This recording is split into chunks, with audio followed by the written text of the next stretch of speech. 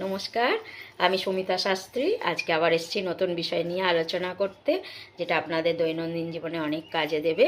সেটা হচ্ছে যে কালো হলুদ। কালো হলুদ আপনারা সবাই হলুদ, গোটা হলুদ, হলুদ কালারের দেখেছেন, কিন্তু কালো হলুদ হচ্ছে খুব কস্টলি, এটা খুব একটা পাওয়া যায় না। তবে আয়ুর্বেদিক ওষুধের দোকানে আপনারা পেতে পারেন, বড় বাজারে পেতে পারেন, অনলাইনেও অর্ডার দিয়ে আপনারা এই কালো হলুদ পারচেস করতে পারেন। তো এই কালো হলুদ যদি আপনার ঘরে রেখে দেন, এটা কিন্তু খুব মঙ্গলদায়ক।